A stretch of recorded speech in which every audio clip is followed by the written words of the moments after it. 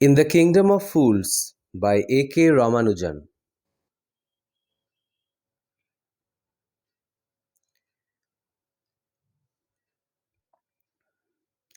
There was a kingdom where both the king and the minister were fools. Unlike other kings, they ordered everyone to work at night and sleep during the day. The people, fearful of punishment, obeyed the king. One day, a guru and his disciple came to the city and found it empty. However, once evening came, they were amazed to see the city come to life. They were further astonished to find that everything from rice to ghee to bananas were only for a duddu. Delighted, they bought all the food they wanted. However, after eating, the Guru decided to leave. He told the disciple that it was dangerous to live in a place run by fools. One could never know what they would do next. However, the disciple was tempted by the cheap food, so he refused and stayed. He grew fat on bananas, ghee, rice, and wheat. Now a thief broke into a merchant's house one night.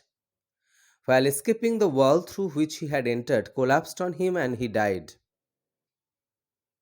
His brother promptly went to the king to demand justice. He believed it was the merchant's weak wall that caused his brother's death.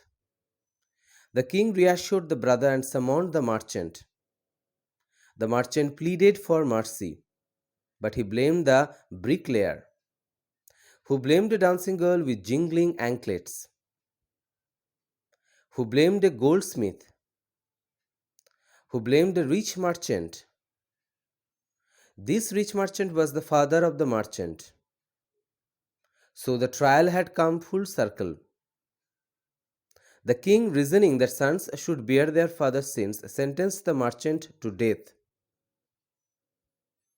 A new stake was built for the merchant, but the minister thought the merchant was too thin for the stake. He conveyed his doubts to the king. The king ordered his servants to find a man fat enough to fit the stake. The servant searched the city and found the disciple fat as a bull after months of indulging himself on rice, wheat, and ghee. The poor disciple now remembered his guru's words and their wisdom. While he waited for his execution, he prayed to the guru to come save him.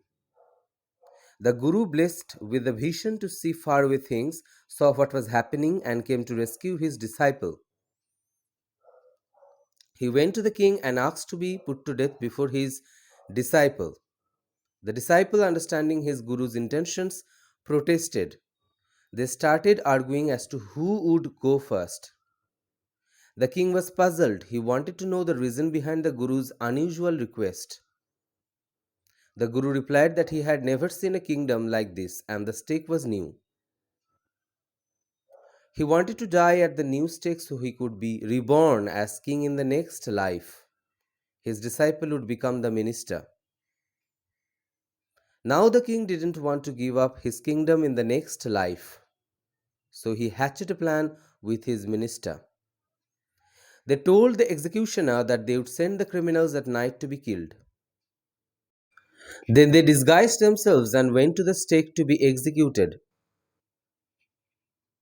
The next day, the people panicked to see their king and minister dead.